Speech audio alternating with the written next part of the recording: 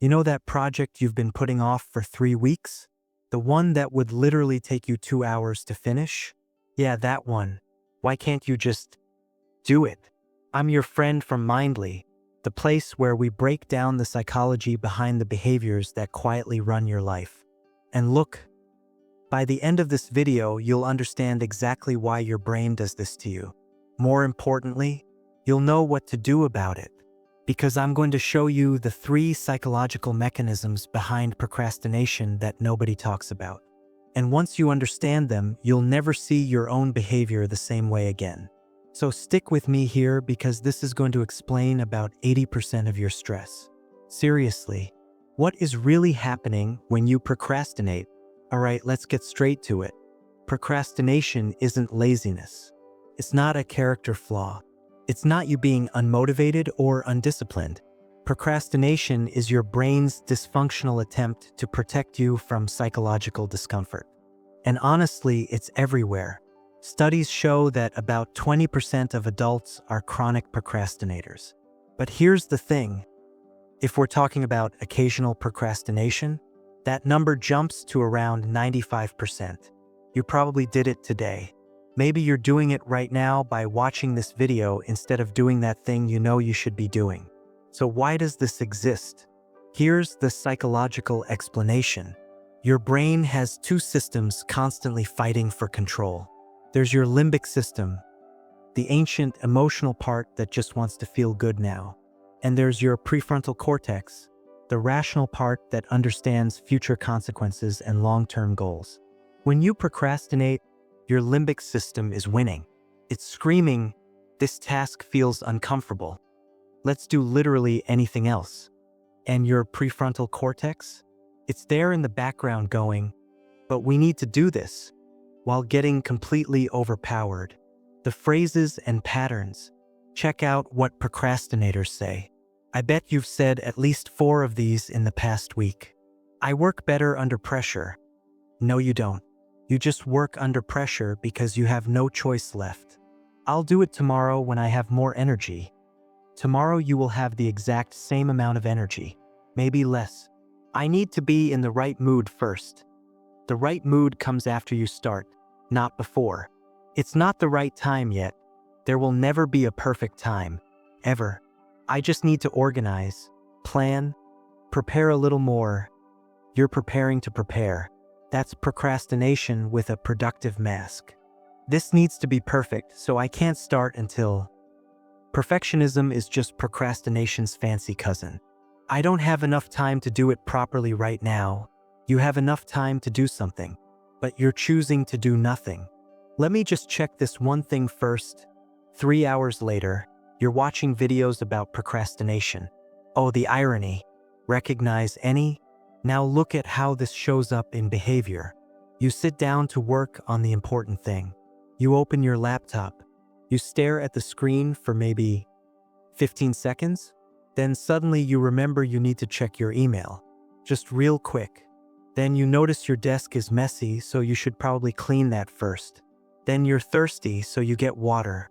Then you're in the kitchen anyway, so might as well eat something. Then you remember that text you never answered.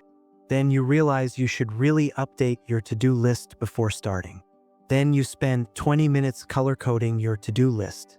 Then, for hours later, you've done everything except the thing you sat down to do. It's like your brain is actively running away from the task. And here's what's wild. The task itself would take less time than all the avoiding you just did. The real psychological mechanisms. Now, what's happening in your brain during all this? Look, it's not pure self-sabotage. Most of the time, it's one of 3 things. First, anxiety avoidance. The task represents some kind of psychological threat. Maybe it's the fear of judgment if you do it badly. Maybe it's the fear of success and what that would mean for your life. Maybe it's just the discomfort of not knowing exactly how to do it. Your brain sees potential emotional pain and hits the eject button. Second, temporal discounting. Your brain values immediate rewards way more than future rewards. Watching a funny video gives you dopamine now. Finishing your project gives you satisfaction later. And to your primitive brain, later might as well be never. Just choosing the bird in hand every single time. Third, task aversion. Some tasks just genuinely feel painful to your nervous system. Boring tasks, tedious tasks, tasks that require sustained focus. Your brain literally experiences starting them as a form of suffering. So it does what any sensible organism does when faced with suffering. It avoids. And there's an even deeper layer to this. The real psychological mechanism is what researchers call present bias. You're not the same person now that you'll be in 3 hours. Right now, you're present you, and present you doesn't want to be uncomfortable. You're making a deal with future you. That guy can handle the stress, right? He'll figure it out. Except when the future arrives, you're still present you, and the cycle continues. Meet Sarah. Let me tell you about Sarah. It's Sunday night, 11:47 p.m. She's staring at her laptop. The presentation is due tomorrow at 9 a.m. She's known about this for 3 weeks. 3 weeks. Her hands are shaking slightly as she types. Her heart is racing.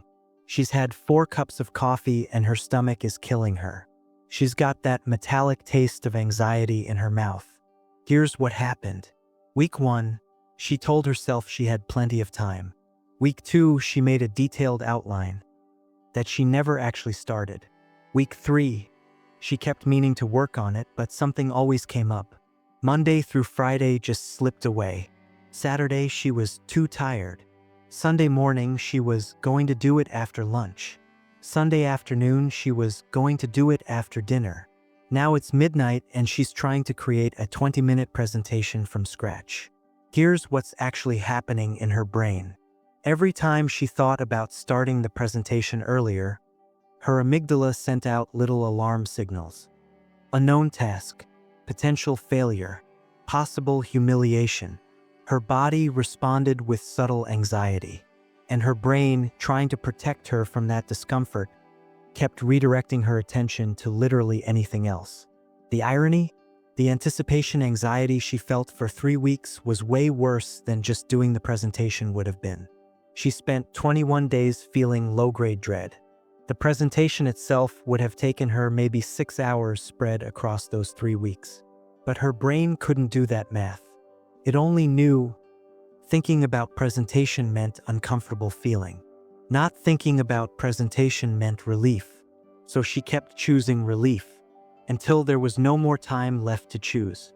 She finished the presentation at 3:47 a.m. It was mediocre. She knew it was mediocre, and that hurt more than anything, knowing she could have done better if she just started sooner. Are you Sarah? Or do you know a Sarah? How this shows up in real life. Now look at how this appears in real life. Work scenario. You have a report due Friday. It's Tuesday. You sit at your desk, open the document, and suddenly remember you need to update your LinkedIn profile.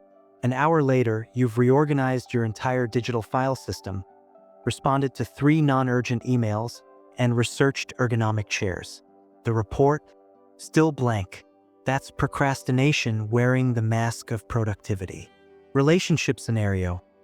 You know you need to have a difficult conversation with your partner about something that's bothering you.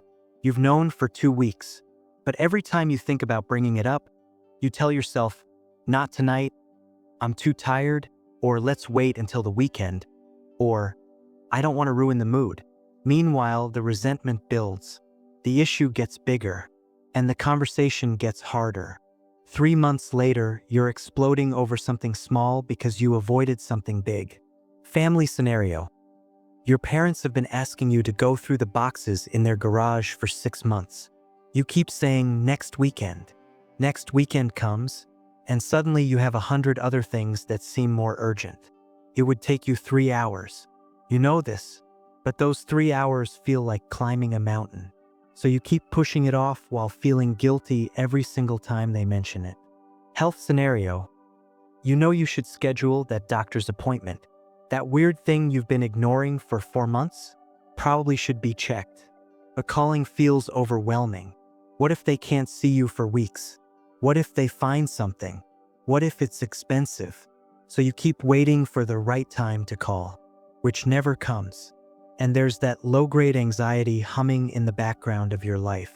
Personal growth scenario. You bought that online course 8 months ago. You were so excited. You were going to learn that skill, change your career, transform your life. You watched the first 2 videos. Then, nothing.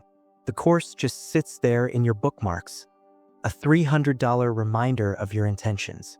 Every time you see it, you feel a little worse about yourself. But starting again feels harder than starting did originally. So it just sits there. The damage this causes. All right, now let's talk about the damage this causes. And look, it's heavy. In your professional life, think about the opportunity cost. That project you kept delaying, someone else did theirs first. That proposal you never quite finished, the client moved on. That skill you meant to learn, your industry moved forward without you. But it's more than missed opportunities. It's your reputation. People start to see you as unreliable, as someone who needs to be micromanaged, as someone who can't be trusted with important deadlines. And once that reputation forms, it's brutally hard to shake. In your personal life, procrastination becomes this invisible tax on your relationships. Your partner gets tired of being told, "I'll do it later." Your friends stop inviting you to things because you're always backing out last minute. Your family stops asking for help because they've learned it's easier to just do it themselves. And there's the emotional cost. Every task you avoid sits in the back of your mind like a little weight. One task that's manageable. But procrastinators don't have one task. They have dozens, hundreds. All those undone things create this constant background noise of guilt and anxiety. In your mental health, here's what most people don't realize. Chronic procrastination is closely linked with depression, anxiety, and low self-esteem. But here's the question. Which comes first? Sometimes you procrastinate because you're depressed. But sometimes you're depressed because you procrastinate. You keep not doing the things you say you're going to do. You keep letting yourself down. You keep watching yourself fail to follow through. And your brain learns, "I can't trust me." That's devastating to your sense of self. Long-term consequences. After years of this pattern, you look around and realize you're not where you thought you'd be. Not in your career. Not in your relationships. Not in your personal growth. You had potential. You had plans. You had goals.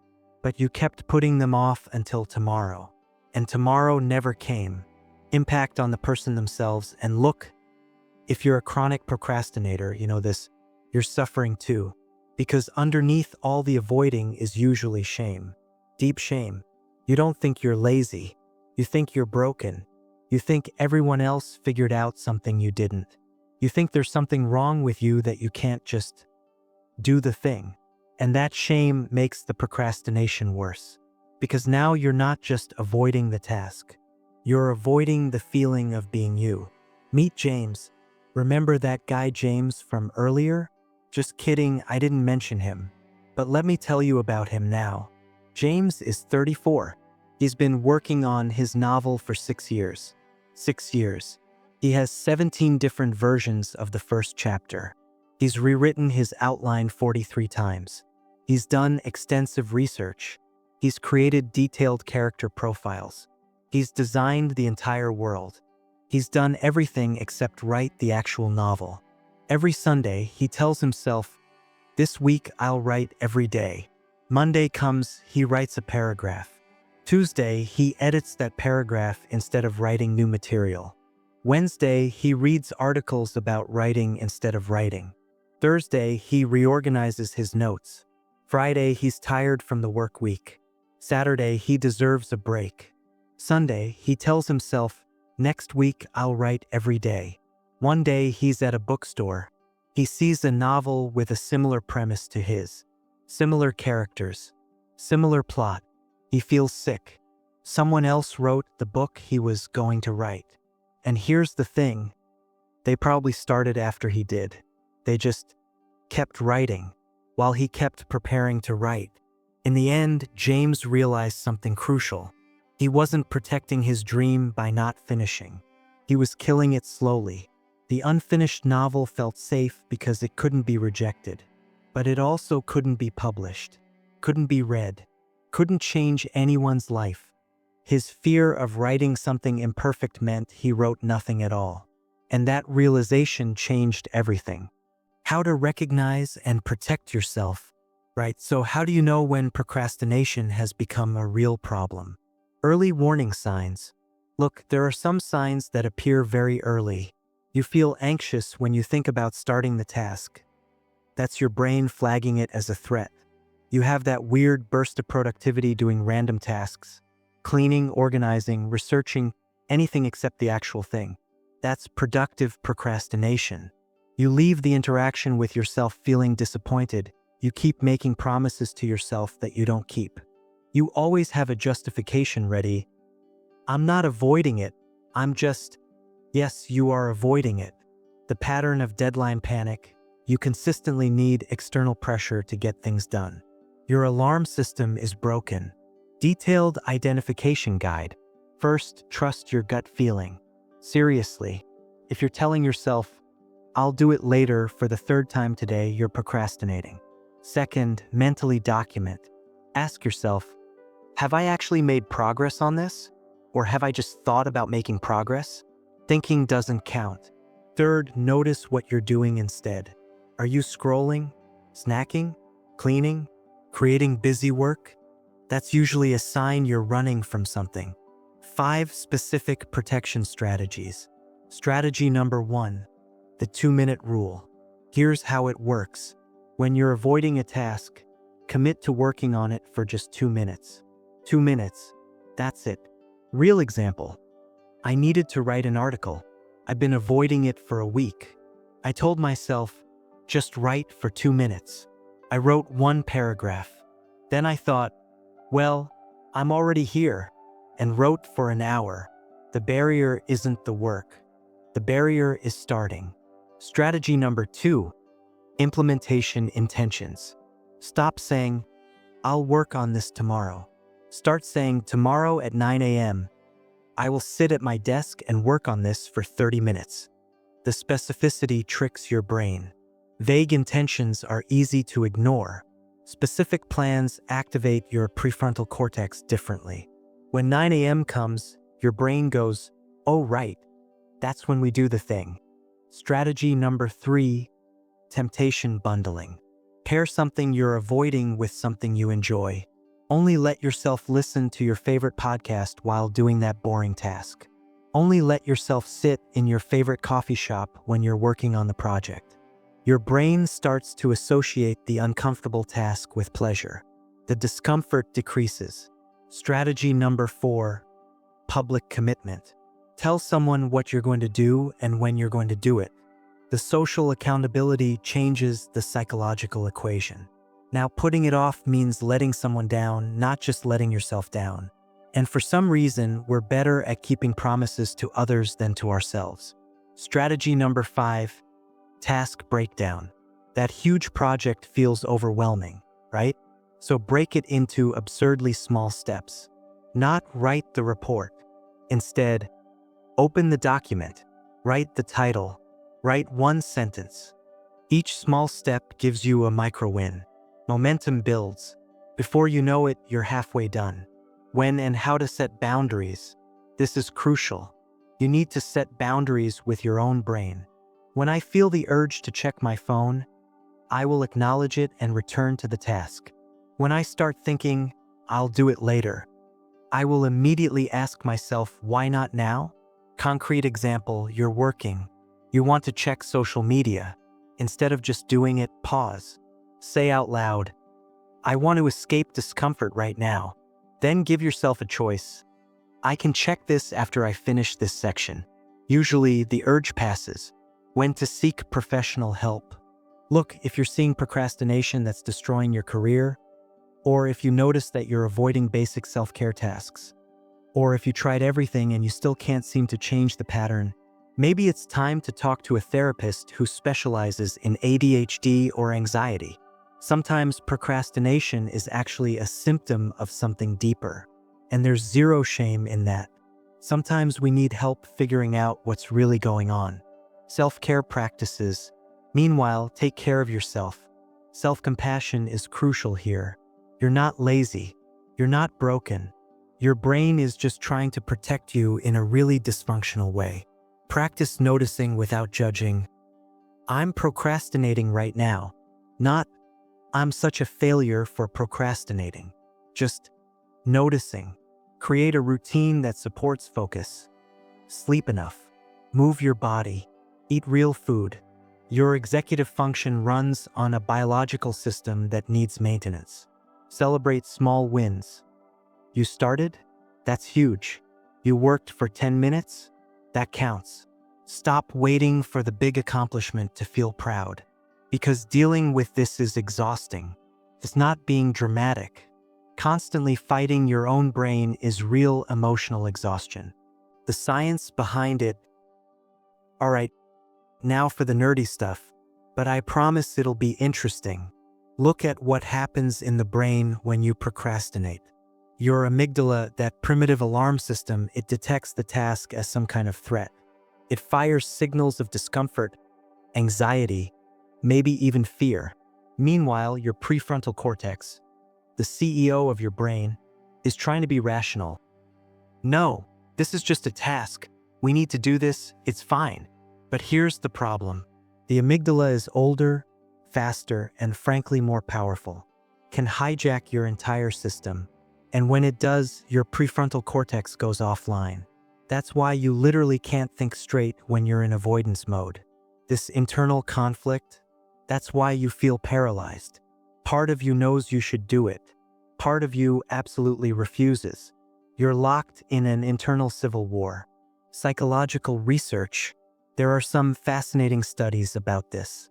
One study from 2013 by Dr. Tim Pychyl showed that procrastinators have different brain structures. They have larger amygdalae and weaker connections between the amygdala and the prefrontal cortex, meaning their alarm system is oversensitive and their rational override is weaker. Another study with over 2,000 participants discovered that people who procrastinate have significantly higher levels of stress hormones. They're not lazy, they're anxious. The procrastination is a symptom, not the disease. Why humans are wired this way? The question is, why did evolution keep this tendency? The theory is that immediate threats used to be way more important than long-term planning. If a tiger is chasing you right now, you don't need to think about next winter's food supply. Your brain evolved to prioritize immediate over delayed. It makes sense when you think that our ancestors needed instant reactions to survive. See danger, run now, think later. Evolutionary perspective. So it's not a character flaw. It's an ancient survival mechanism that became mismatched with modern demands. Because something that worked when threats were immediate and visible like predators and enemies today, when our threats are abstract and future-oriented like deadlines and long-term goals, becomes a massive problem. Your brain is still treating that presentation like it's a tiger, and you can't run from a presentation, but you can try. That's what procrastination is. Running from a tiger that's actually just a task. See the difference? The big insight. So this is where it all connects. You know what the truth is that nobody wants to admit? Procrastination isn't about time management. It's about emotion management. And once you see this, you can't UNSE it. Because what's really happening here isn't that you're lazy or undisciplined or lack willpower. It's that you haven't learned how to stay present with uncomfortable feelings. Think about that for a second. All those times when you avoided starting because you weren't in the mood. All those moments when you distracted yourself because the task felt overwhelming. That weird feeling of being frozen even though you desperately want to move forward. It wasn't you being crazy. It wasn't you being weak. It was your brain trying to tell you, I need help regulating this emotion. And that changes everything about how you'll deal with this going forward. Myths and truths. Alright, before we wrap up, I need to debunk some beliefs that everyone has about procrastination. Myth 1. Procrastinators are lazy. Truth. Actually, procrastinators often work incredibly hard. They're just working hard on the wrong things. They're busy all the time. Being busy, that's not laziness. That's misdirected energy driven by anxiety. Myth 2, you just need more discipline. Truth. Look, I'd love to say willpower solves everything. But the truth is, willpower is a limited resource. You can't discipline your way out of a dysregulated nervous system. You need to address the underlying emotional avoidance. Myth 3. Deadline pressure makes you more creative. Truth. Pressure makes you faster, not better. That rush you feel? That's cortisol, not creativity. Your best work comes from focused attention over time, not panic at 2 a.m. Myth 4. Procrastination is just poor time management. Truth. Procrastinators often have excellent planning skills. They make great schedules. They just don't follow them. Because the problem isn't knowing when to do things. It's tolerating how it feels to do things. Myth 5. Successful people don't procrastinate. Truth. Successful people procrastinate too. They just procrastinate less important things. They've learned to do the hard stuff first, even when it feels terrible. That's the difference. Myth 6. You can't change if you're a chronic procrastinator. Truth. Your brain is neuroplastic. Can change. New patterns can form. But change requires understanding what you're actually dealing with, and then practicing new responses consistently. It's possible. It's just not instant. Wow, we covered a lot here, right? So let me recap the most important stuff. Not everything, just what you need to remember. First, procrastination is emotional avoidance wearing a productivity mask. You're not managing your time badly. You're managing your emotions badly. Second, your brain sees tasks as threats when they trigger anxiety, uncertainty, or discomfort. Understanding this changes the game because now you know what you're actually dealing with. Third, small actions break the cycle. 2 minutes, 1 sentence, 1 step. Momentum builds from tiny movements, not from waiting for perfect conditions. And look, what scares me isn't that procrastination exists. It's that so many people are suffering with it while thinking they're just weak or lazy. You're not. Your brain is doing exactly what it evolved to do. It's just doing it in the wrong context. But now you know. You know what's actually happening beneath the surface. You know why your brain keeps sabotaging you right before success. You know how to start addressing it. And that gives you power. Not to be perfect. Not to never procrastinate again. But to recognize the pattern when it's happening and make a different choice. So next time you feel that familiar urge to do literally anything except the thing you need to do, you'll recognize it. You'll see your amygdala freaking out. You'll notice your brain trying to protect you. And you'll know exactly what to do. And that changes everything. If this changed how you see your own behavior, hit that subscribe button so you don't miss the next one.